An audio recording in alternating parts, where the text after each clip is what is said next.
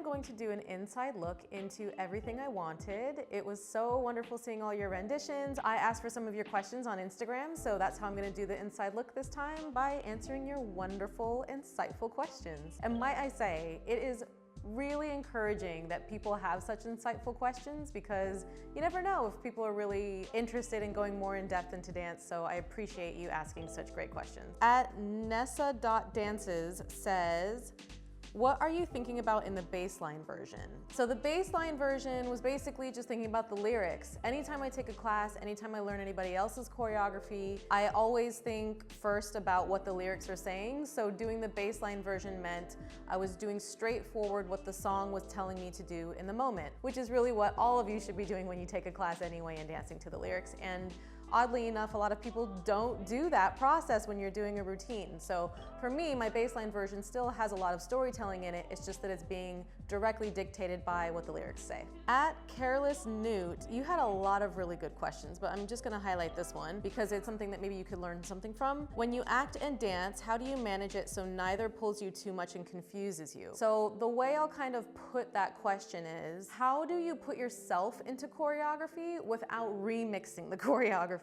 So a lot of dancers, especially professional dancers these days, have trouble towing the line between customizing choreography for themselves and making it personal and putting themselves into it, and still being faithful to the choreography as it's been taught.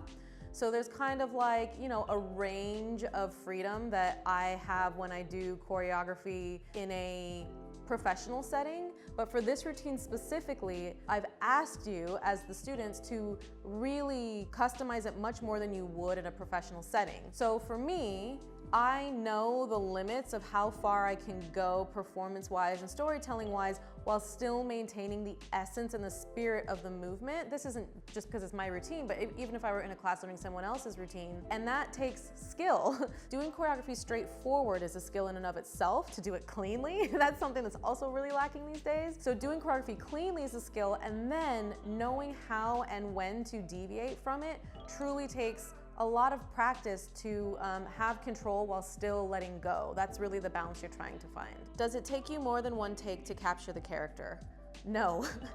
I don't give myself more than one take. So I read your prompt, dance like you're living in a lie, and danced it right away. It's just there's a little bit of lag time between that, and the intro's really long, so I cut it in the video so you couldn't see that. But it's immediate, and I would just do it once, and that's it. I certainly find that it gets a little bit stale if you try it a few times, and that defeats the purpose, really, of what I'm trying to do. So one take. Why this song? Any initial creative prompts? For example, limited space, upper body specific. Definitely limited space. I wanted this to be something that everyone could do, whether you have access to a dance studio or not. So some online dance classes that have been available, you really have to travel a lot. And so if you have the luxury of a nearby dance studio that you could go into, then you can take that class. But I really wanted to make sure that this wasn't limited by your ability to move around in space.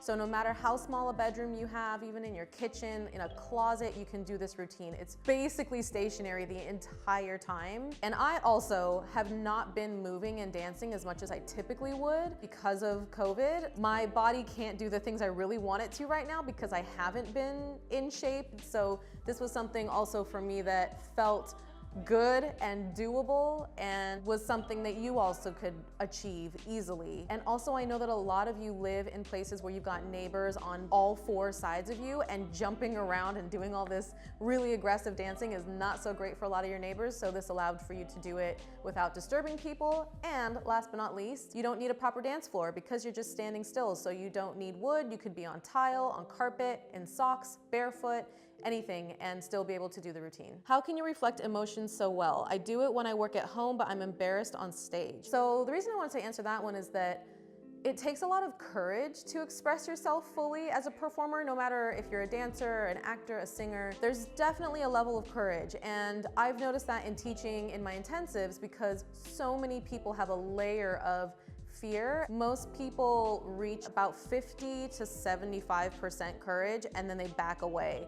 And that final 25% is really make or break. So number one, you've got to have the courage to do it. Number two, you have to know where to place that courage. Certainly if you're putting yourself on camera, you don't want things dispersed widely. If you're in a theater, you could do that, but on camera, you definitely want to focus the energy. The last thing that's really simple that definitely helps someone like me, I'm incredibly shy as well, and I was really not expressive when I was a kid dancing. I also didn't really know that you had permission to express yourself so personally until I took acting classes. So I'd really recommend taking acting classes, and I really would recommend playing a character. So let's say you're doing relief versus anger, and you've never really been super angry in your life because you're someone that doesn't like conflict. So when you're doing that anger portion, it might be really hard to express that at a 10.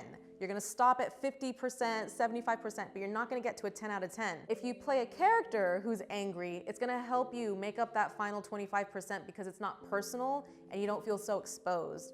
So those are a couple things that you can try. So the inspiration behind the actual movement, firstly, I wanted to do something that was pretty all levels friendly so that everyone could do it. I definitely wanted to do something that felt like it was a wrap up of 2020.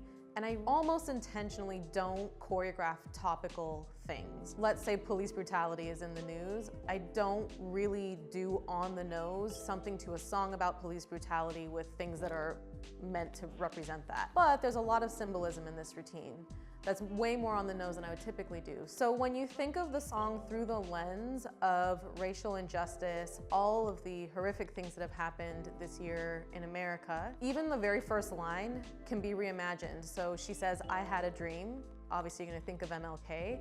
So looking up into the distance, having that sense of really heavy longing sets up the whole tone for the entire piece to be completely different than what Billie Eilish intended it for it to be, but the lyrics really serve perfectly from top to bottom. So I had a dream, I got everything I wanted, not what you think. This was like immediately after Kamala Harris had done her speech as the first woman vice president and person of color, and I'm mixed race, and that was such an emotional moment for me. So when I thought of like, I had a dream, I got everything that I wanted, but not what you think, I was thinking of like a young Kamala Harris as a child. If someone were to ask her as a little girl, what do you dream about for when you grow up to be an adult? It's not what you think. She's the vice president of the United States. Now all little girls around the world can dream about that and have it not be such a foreign dream to have. So that kind of set the tone for the whole song to be reimagined. Then the running is about Ahmaud Arbery. Running, feeling that sense of like it getting more and more intense, and then it ending with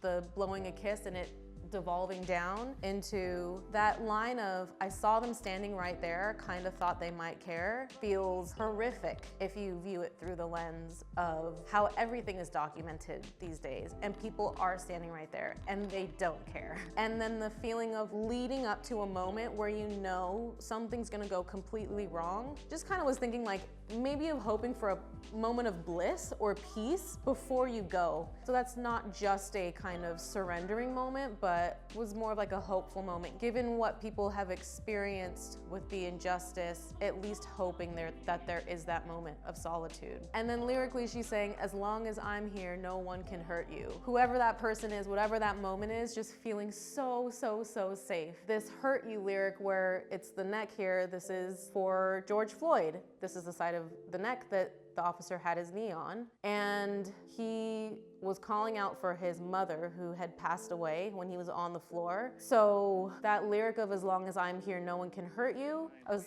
just imagining that absolute feeling of comfort. And when I taught the routine, I asked you all to imagine the most safe, comforted place you could possibly be. And then at least trying to end with some semblance of hope, of snapping out of that, and as if we could rewind time or change the future and shape shift what's happening. If I could change the way that you see yourself, that's the lyric. So if we could just sprinkle some magic dust on us that changes what we look like to each other, changes what we know we're capable of, what we're allowed to pursue, and just this like moment of, in the matter of 4 counts, feeling like you're going from someone who is at the bottom of despair to feeling powerful, capable, hopeful, inspired, charged, Smart is just a moment that I was hoping for people you could have that sense of in 4 counts, completely changing how you see yourself. And again, that was tied to Kamala Harris and her completely changing how so many of us see ourselves. So that full line is, if I could change the way that you see yourself, you wouldn't wonder why, dear, they don't deserve you.